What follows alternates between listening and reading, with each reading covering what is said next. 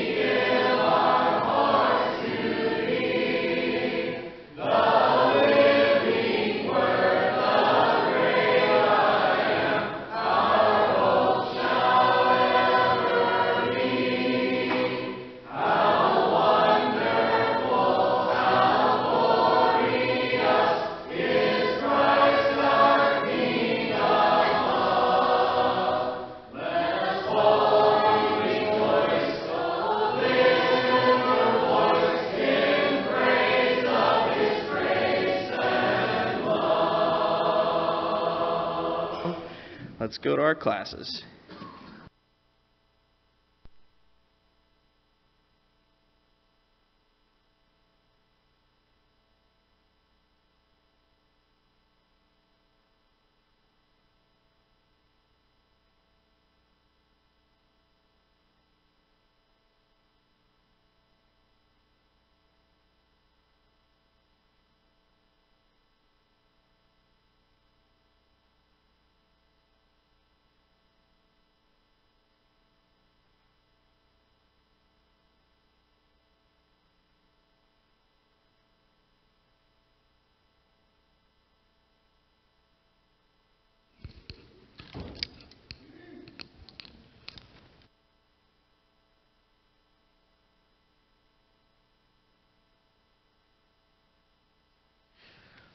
Okay, we are in Daniel. And we're still in the second chapter.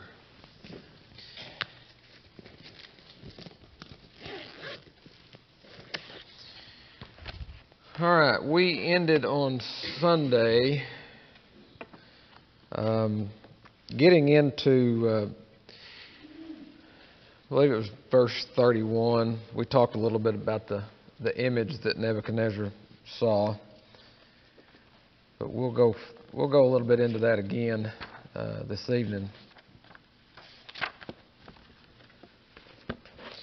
Let's read verses 31 through 43. Somebody read 31 through 36, and then somebody else take 37 through 43. All right, Roger's 31 through 36. He'll take 37. Dino, 37 through 43. Go ahead, Roger. You, O king, were looking and behold, there was a single great statue. That statue, which was large and of extraordinary splendor, was standing in front of you, and its appearance was awesome. The head of that statue was made of fine gold. Its breast and its arms were silver, its belly and its thighs were bronze, its legs of iron, its feet partly of iron and partly of clay. You continued looking until the stone was cut out without hands, and it struck the statue with its feet of iron and clay and crushed it. In the iron, the clay, the bronze, the silver, and the gold were crushed all at the same time and became like chaff from the summer threshing floors, and the wind carried them away so that not a trace of them was found. But the stone that struck the statue became a great mountain and filled the whole earth. This was the dream, and now we will tell its interpretation before the king. Thou, King, art the King of kings, for the God of heaven hath given thee kingdom, power, and strength, and glory. And whosoever the children of men dwell, the beasts of the field and the fowls of heaven hath he given into thy hand, and hath made thee ruler over them. Thou art the head of gold, and after thee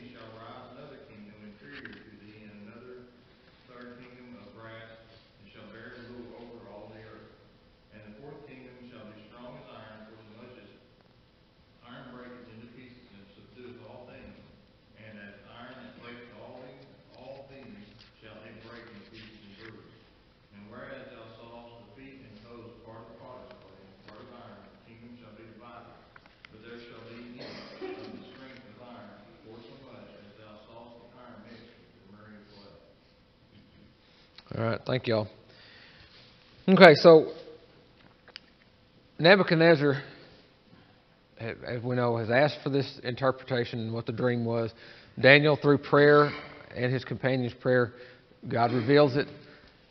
So now Daniel is telling him, "So King, here's what you saw, here's what you dreamed about, and here's what it means." So we looked at this last week. This image. Several of the things that I read doesn't think that this necessarily meant that it was like an idol. That this was just clearly an image. It wasn't something that they were to worship. It was strictly something that God sent to Nebuchadnezzar to foretell the things to come. Of course, have we read? His head was of gold, chest and arms of silver, belly and thighs of brass, legs and feet of iron and clay. Now, I'm going to ask this question, and it's maybe one of my trick questions. It's not supposed to be, but do you see any significance in how God showed Nebuchadnezzar this image? Head of gold, chest and arms of silver, belly and thighs of brass, legs and feet of iron. What does that mean to you? I mean, what do you think of in that order? Roger?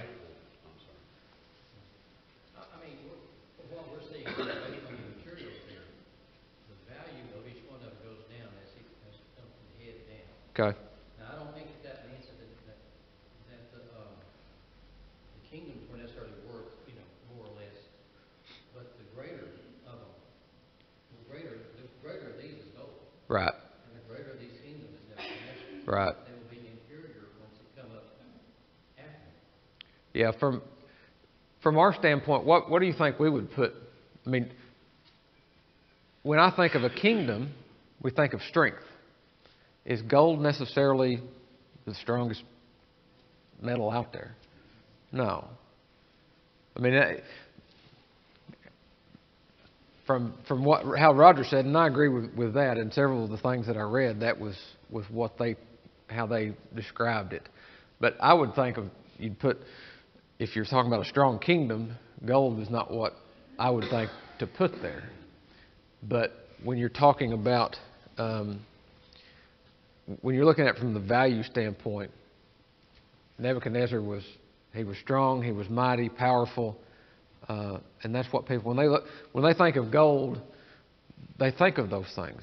Somebody that has a lot of gold, we think of as rich, powerful. Roger? Gold is very durable. It's not strong. Right. But it will last, because it will tarnish, but it will not rust. Right. Whereas iron can rust totally away. Right. So they're going down in, I guess, in destructibility too. Yeah. Yeah. Mike, you started to say something a while ago. No, Roger took it. Roger finally got ahead of you. Okay. I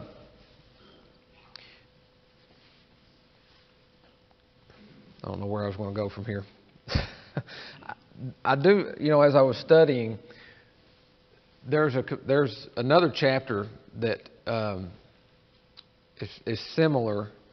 It has a 4 symbols that represent these kingdoms that we'll talk about in just a second, and that's in chapter 7. We'll get to that in just a minute. I've got it here in my notes now, but it's parallel to me, chapter 2 and chapter 7 of Daniel. But yes, it starts with a valuable metal, and it decreases in value. Even what we would consider valuable, gold's valuable, silver, then it goes to brass or bronze, and then iron and clay. One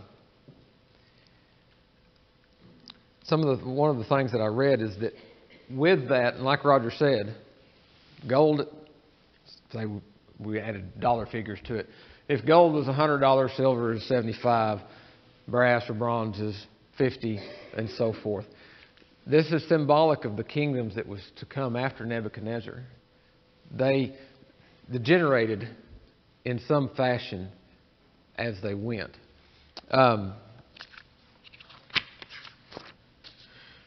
The way that it was put in one of the commentaries was Nebuchadnezzar was a powerful man. He was not responsible to anybody, not a man. He didn't answer to anybody. Look at Daniel chapter 5. In Daniel chapter 5, verses 18 and 19, it says, O king, the Most High God gave Nebuchadnezzar your father, he's talking to Belshazzar, a kingdom and majesty, glory and honor. And because of the majesty that he, meaning God, gave him, all peoples, nations, and languages trembled and feared before him. Whoever he wished, he executed. Whomever he wished, he kept alive. Whomever he wished, he set up, and whomever he wished, he put down. Nebuchadnezzar basically did as he pleased. I mean, if he wanted somebody killed, he didn't go ask somebody. He just ordered it done. Now, when it got to the Medo-Persian Empire, the Persian kings, he was dependent on others. He didn't have that same strength that what Nebuchadnezzar and the Babylonian Empire had. Look at Daniel chapter 6.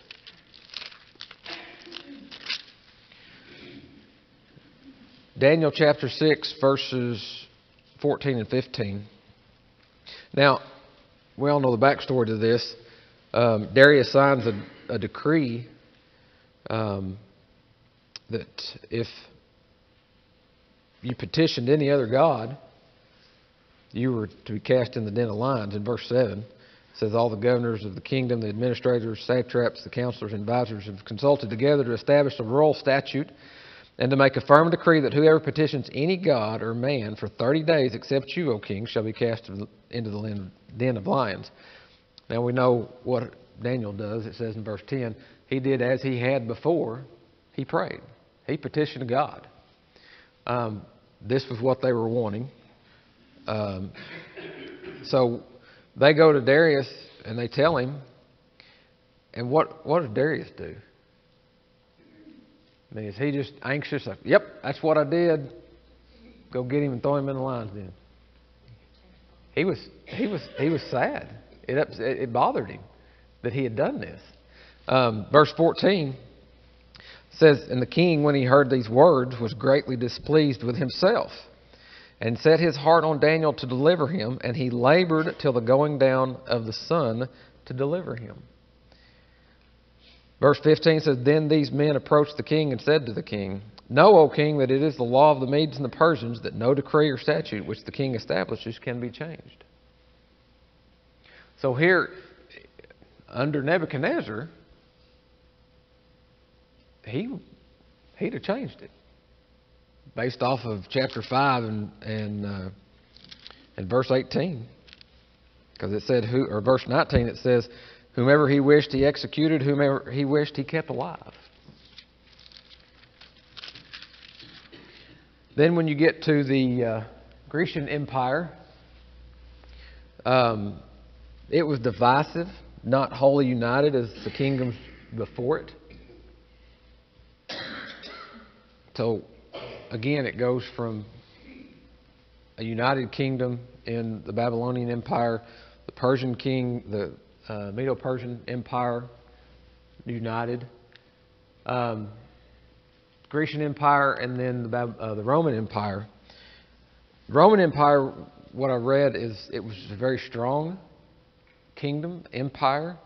They could overtake nations with their military power, but they didn't do it in very what is said is in kingly ways.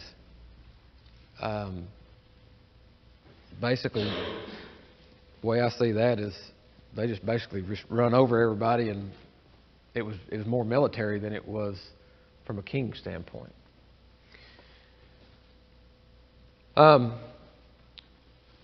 Also, the way it was described as how it was degenerating down from your Babylonian Empire down to the Roman Empire was the Babylonian king governed by one person with absolute power.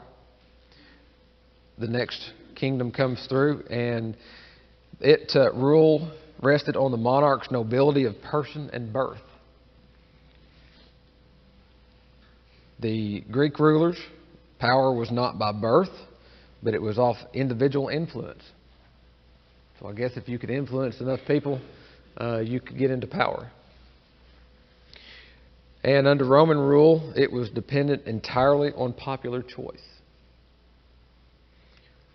So instead of going from a single ruler who had absolute power down to what happens if you're elected as king by a group, by popularity, what usually happens? You can be dethroned easily, but, and maybe I watch too many shows that this happens with. Somebody owes somebody a favor.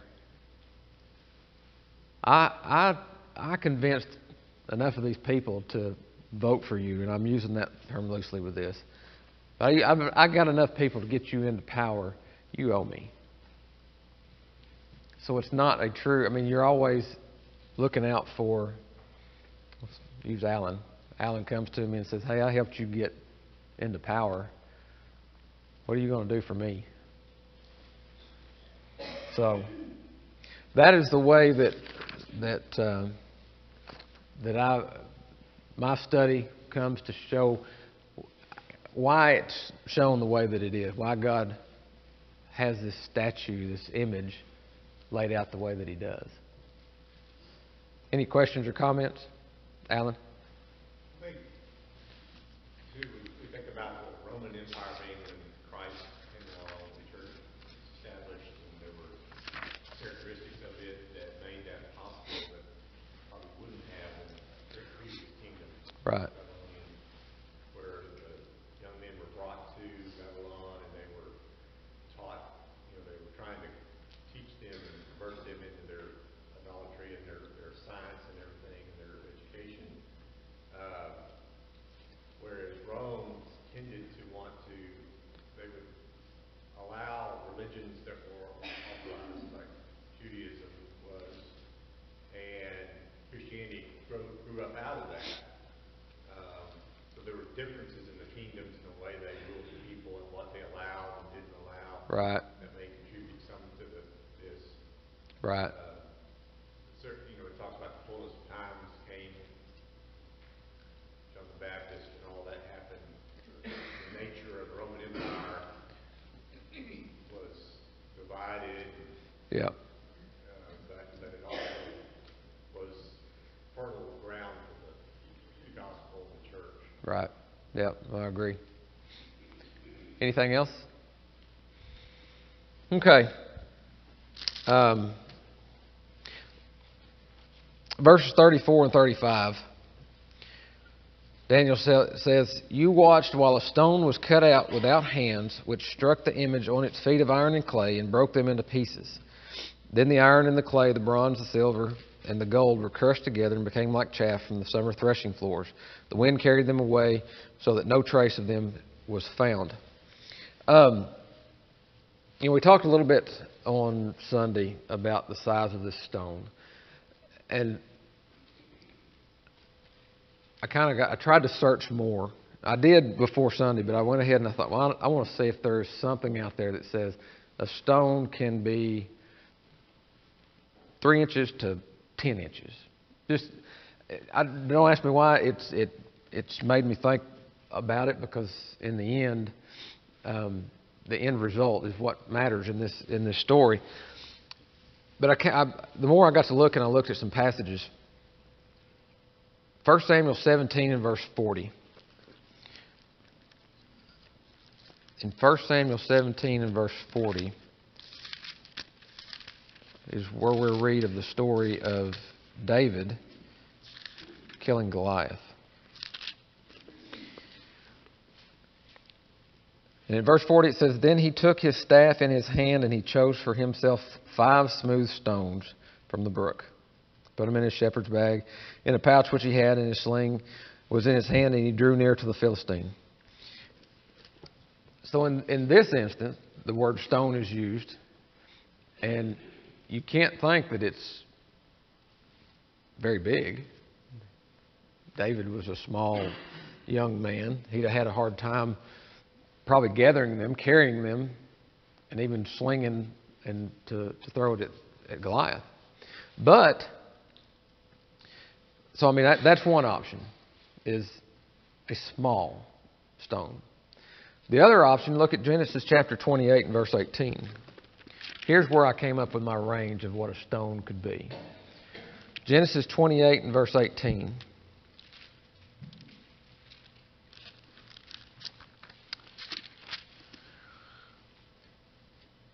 It says, "Then Jacob rose early in the morning and took the stone that he had put at his head, set it up as a pillar, and poured oil on top of it."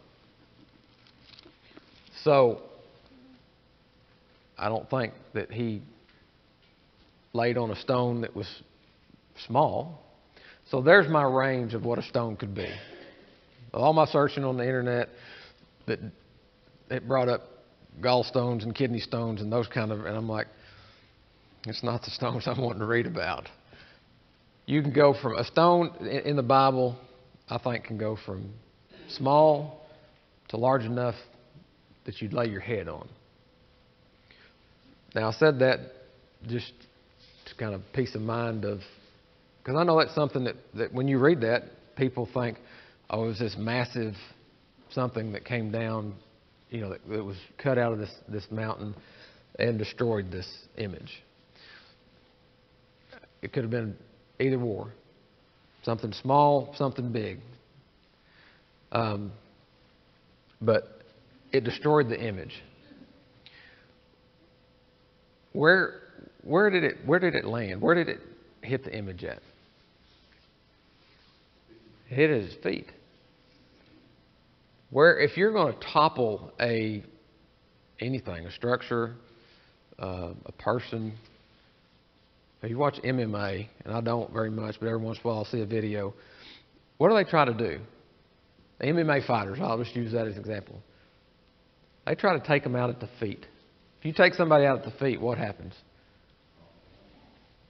Down they go. In this image, the stone hit the feet of what? Of what? Well, of Rome. But iron and clay mixture. Does iron and clay, does it mesh together? No. The weakest point of this image didn't hit the head of gold, didn't hit the silver, chest and arms, hit the weakest point of this image. And from there, the image is destroyed. It topples. Now, one of the commentaries is talking about that it doesn't say whether multiple blows or if this all happened in one blow. I don't know. It probably is irrelevant as what size the stone was, how many times the stone had to hit it to destroy it. One of the commentaries said in a dream setting like this, and in a vision, it could very well have been an instant. You see this stone come out, hits it, and it explodes is not the right word, but it's instantly destroyed. It's reduced to dust. What was that stone? Why was it so powerful?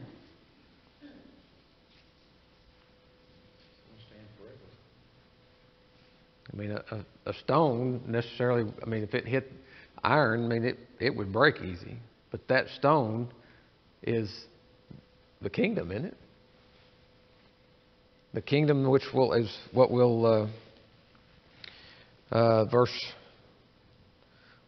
44? Yeah. It says, in the days of these kings, the God of heaven will set up a kingdom which will never be destroyed. A kingdom that shall not be left to other people.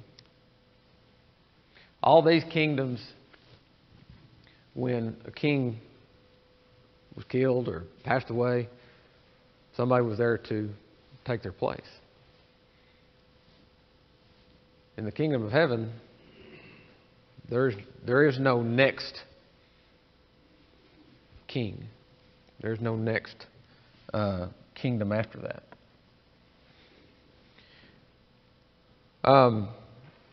Moving on, let's comments, questions, confusion. Verse 37 and verse 38. It says, you, O king, are a king of kings. For the God of heaven has given you a kingdom, power, strength, and glory. And wherever the children of men dwell, or the beasts of the field, and of the birds of the heaven, He has given them into your hand, and has made you ruler over them, ruler over all of them. You are this head of gold. So he says Nebuchadnezzar, you're a king. You're a king of kings. Was Daniel buttering him up for what he knew he was fixing to tell him? What's that mean?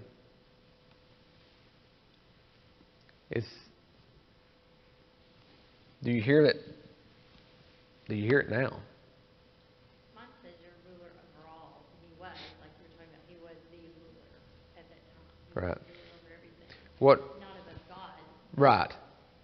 It was this, as he's setting up all the kingdoms for him, of everything that's going on, you've got everything here right now. In his kingdom, though, you're right. He was it. He was all powerful in that kingdom.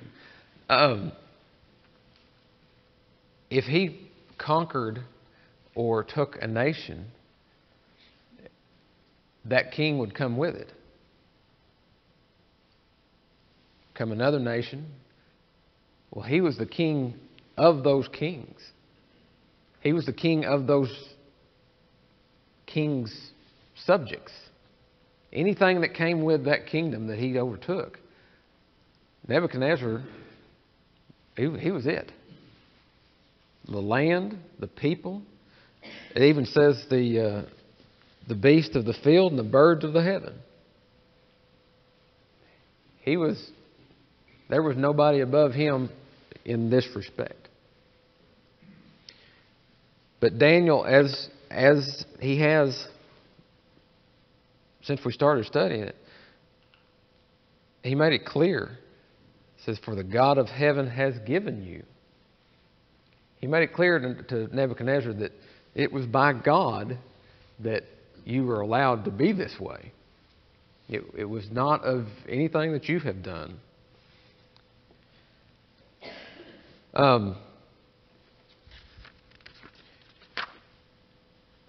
Verse 39, verse 40 says, but after you shall rise another kingdom, inferior to yours, and then another, a third kingdom of bronze, which shall rule over all the earth.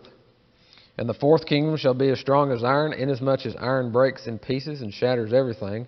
And like iron that crushes, that kingdom will break in pieces and crush all the others. Whereas you saw the feet and toes partly of potter's clay and partly of iron, the kingdom shall be divided. Yet the strength of the iron shall be in it, just as you saw the iron mixed with ceramic clay. So the Roman Empire, as we talked about, it overtook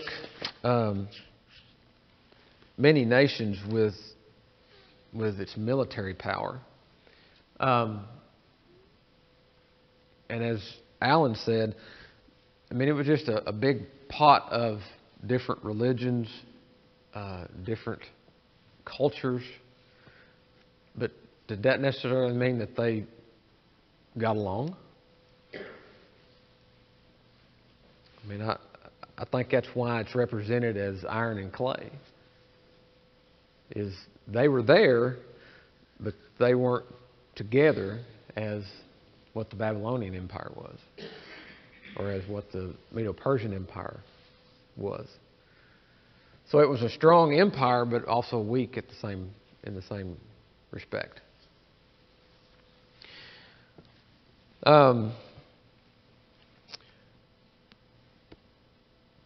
Verse 44 and 45. And in the days of these kings, the God of heaven will set up a kingdom which shall never be destroyed. And the kingdom shall not be left to other people. It shall break in pieces and consume all these kingdoms, and it shall stand forever. Inasmuch as you saw that the stone was cut out of the mountain without hands, and it broke in pieces the iron, the bronze, the clay, the silver, and the gold, the great God has made known to the king what will come to pass after this. The dream is certain, and its interpretation is sure.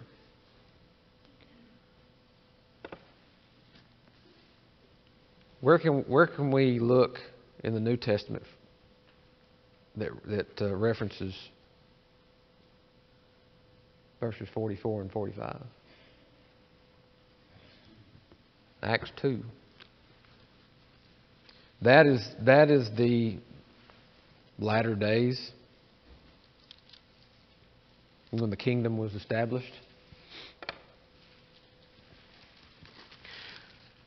Turn over to Acts 2.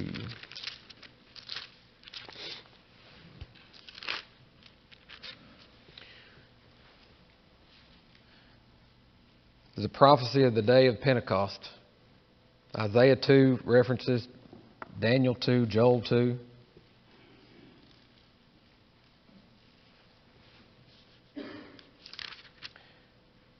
Verse 17 of chapter 2, it shall come to pass in the last days. That is the last days of that Daniel is talking about, isn't it? The latter days. Okay. So verses 46 through 49.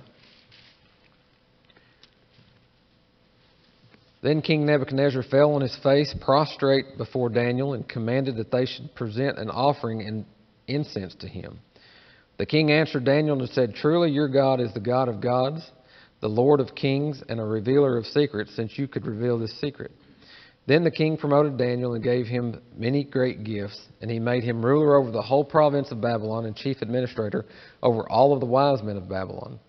Also Daniel petitioned the king, and he set Shadrach, Meshach, and Abednego over the affairs of the province of Babylon, but Daniel sat at the gate of the king. So, Daniel gives King Nebuchadnezzar what he has requested, what he has demanded.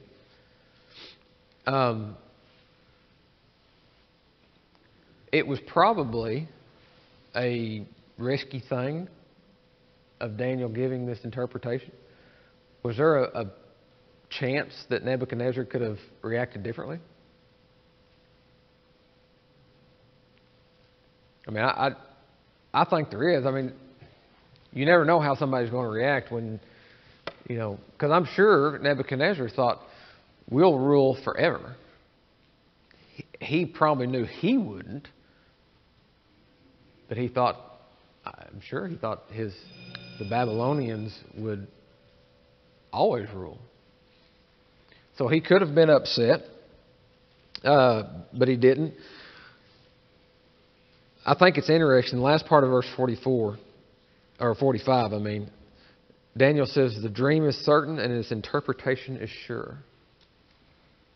There was no, well, I'm pretty sure this is what it was. A little fuzzy. There was no doubt in his mind. This is what God had told him. So the king is happy. He says he presents an offering, and he commanded that they should present an offering and incense to him. Why don't you think Daniel, and this is, again, probably one of my trick questions, but usually if we see somebody wanting to do this for, offering incense, an offering, it's kind of a worship, isn't it? Is that how you read it? Is that they're kind of wanting to worship Daniel because of what he had done? But we don't read that Daniel says, no, don't. I think it's just not written. I don't think Daniel wanted to accept it as, hey, I need to be worshipped. These people are worshiping me because of what I've done. Roger? Yeah, I agree, we don't know for sure. But look at the turmoil that Nebuchadnezzar was in. This image, this screen cracker, Yes. he did not know the meaning. And to have someone tell you what you dream and give you an explanation that says it comes from the God that we all serve, and it is sure. Yep. I think you would be glad to at least give him some kind of Relief. it may not be worship. Yeah. I don't know. I agree. I would think Daniel would reject that. Right. And maybe that's why it doesn't say that, is maybe that's not what, I read it as some type of a worship to him. Maybe that really wasn't what it was. Now, a parade maybe or something like, we would think, something to Yes. how much I appreciate what you did. Yes. And yes. Honor. Yeah. Yeah, you're right. You may be right. When I read it, I think that it was like putting him up in a worship type way. But it could have just been, I want to honor you by, you've lifted a heavy burden off of me, and here's how I want to. Well, left a pretty heavy burden there too, because now this king knows that there is a God and how powerful he is. Well, but he still is just one of. In verse 47, it says the king answered Daniel and said, "Truly, your God is a God of gods, not your God is the true God." But yet he realizes that, Daniel, your God is mightier than the gods of everybody else. Well, that's a quick 5 minutes.